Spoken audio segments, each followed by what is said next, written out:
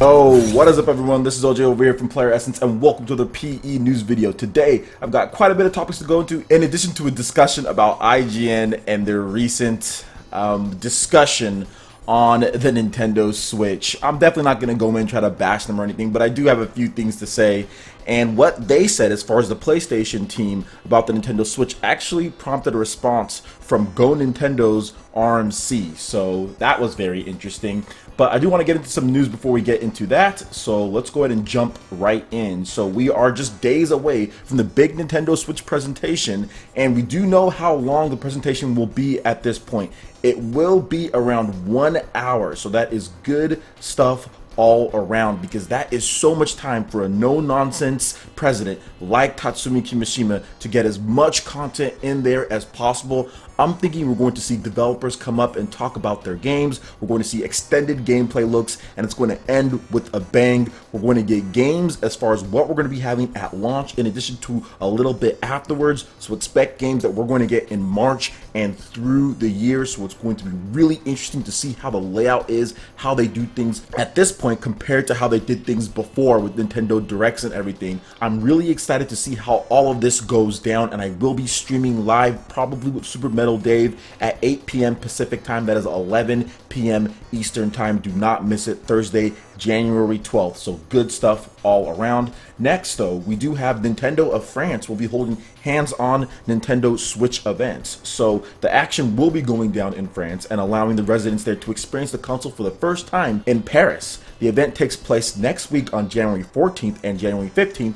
and will be held at the Grand Palace in Paris. If you want a chance in gaining entry to the event, you'll need to win an invite via social media. So if you check out the description below, there will be details in French as far as how you can win that invite to play the Nintendo Switch early on January 14th and January 15th next week. All right, moving on to the next topic here, and we have a new rumor from Obi-Wan Plays, the YouTuber here, saying that Koei Tecmo is hard at work on another collaboration Musou series, so Dynasty Warriors type of game. Before, we got Hyrule Warriors on the Nintendo Wii U and Hyrule Warriors Legends on the Nintendo 3DS, but ran a lot better on the new Nintendo 3DS. So it looks like Koei Tecmo and Nintendo are cooking up something else, but with a different franchise. That it's not going to be Star Fox or Zelda again. So it looks like it's going to be an outside franchise from those two. A lot of people are saying that it's going to be Fire Emblem, or at least that's what people are thinking makes the most sense. But just because it makes the most sense doesn't mean it will happen.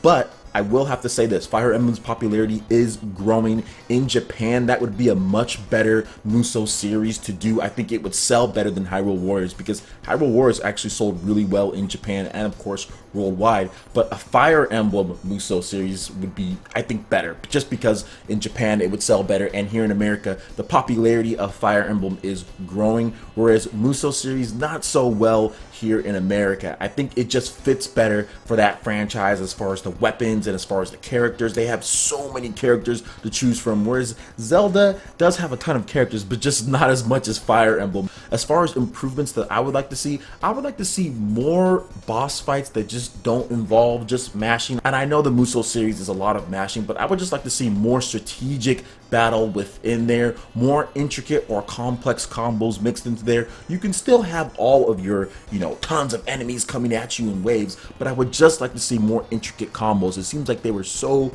basic in all of the Musou series games, and even with Hyrule Warriors, a little too basic for my liking. That's why I kind of had to dock it down a few points, but at the same time I still thought it was great. So I would like to see a little bit more finishing techniques with different combo strings, but who knows what it's going to be. It is a rumor. Now Laura Kate Dale also kind of chimed in and said that she's heard similar things as far as Koei Tecmo making another collaboration Musou game with Nintendo, and of course Koei Tecmo has already stated that they are hard at work on a Nintendo Switch game, so that could be it. Definitely has some credibility to this rumor based on some of the things that Koei Tecmo and others have said. So we'll see if it actually turns out. Remember, it is a rumor, so please take it that way. Not saying that it is going to be one or the other, just giving you guys some information here as far as what some people are saying on the matter. All right, moving on. We're going to talk about IGN here, guys, okay? And like I said at the beginning, This isn't going to be a video to bash them. I'm not going to pick apart their points one by one. I'm not going to sit here and say that, oh, they're so horrible, they're so this and that. But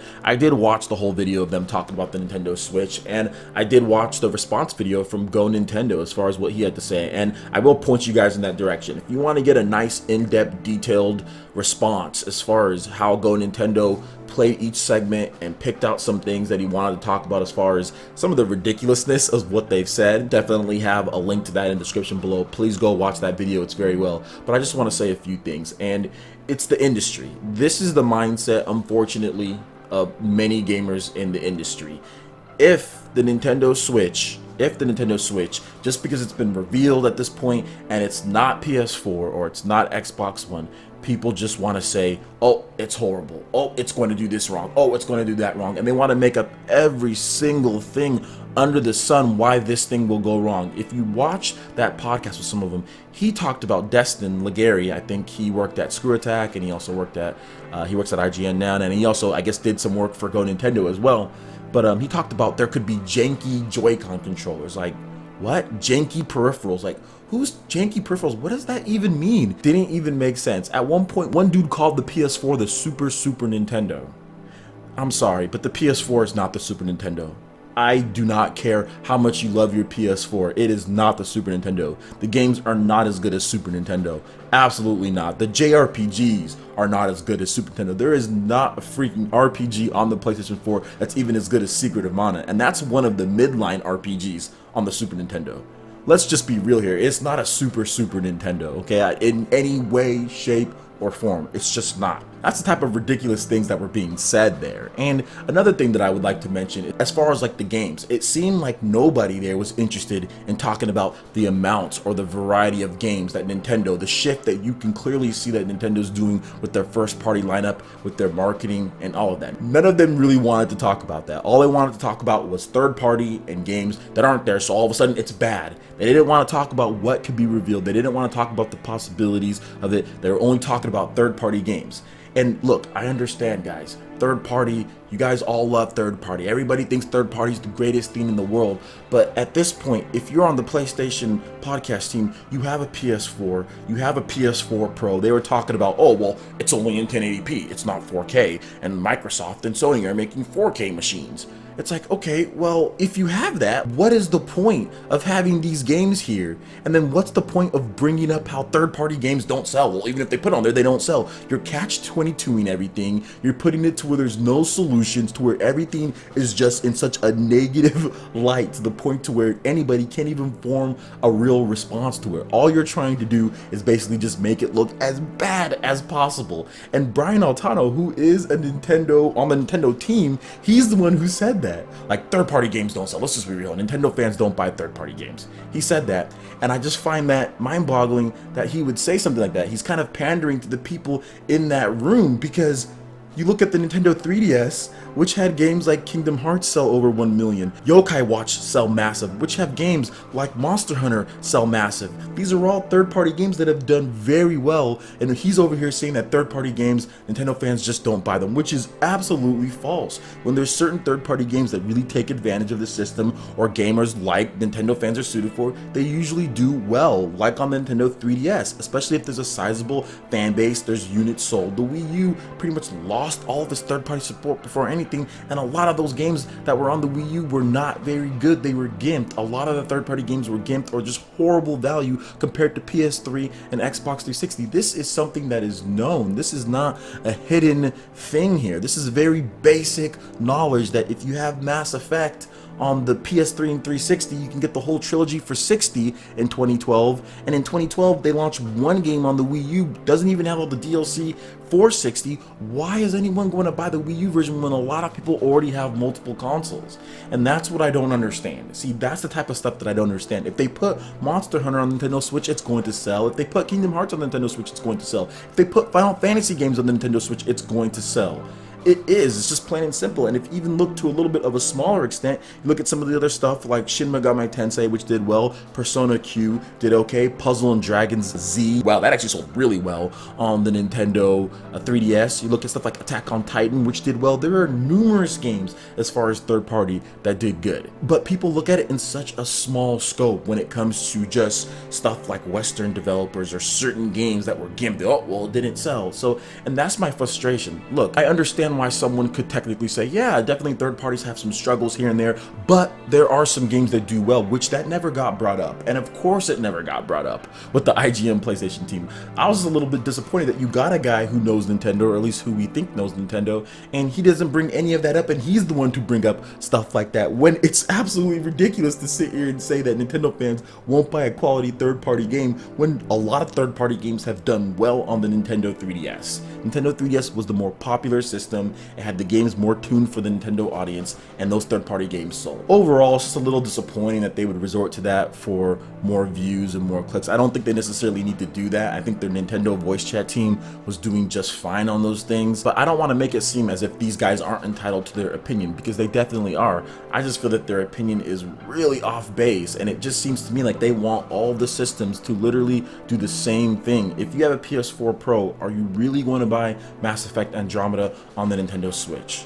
Are you really going to buy that? So sitting here and saying, oh, well, this is what I want, it needs to be on there, but then say, oh, well, PS4 Pro's right there. I mean, obviously you're going to buy the PS4 Pro version, right? Or you're going to buy the much superior PC version. If graphics and if 4K and if frame rates were the most important to you, you'd buy a GTX 1060 graphics card or Titan.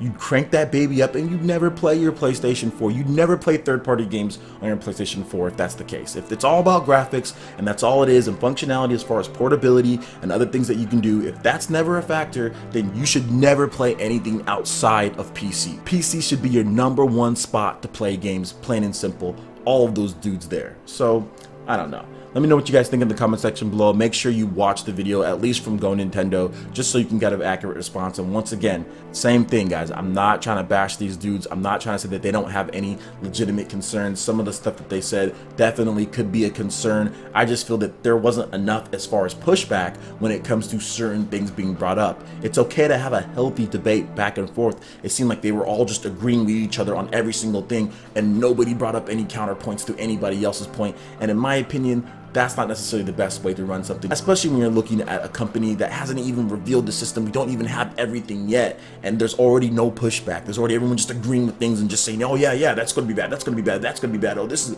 it's just like, come on, man. But anyway, whatever. But it is what it is, guys. Let me know what you think in the comment section below. Alright, guys, that wraps it up for this video here. Go ahead and hit that like button if you did like it. Lets me know you guys want more content like this going forward in the future. And subscribe to PlayerEssence for more news, reviews, trailers, tips, and tricks, and everything in gaming. Thank you so much for watching, and we'll see you guys for the next video.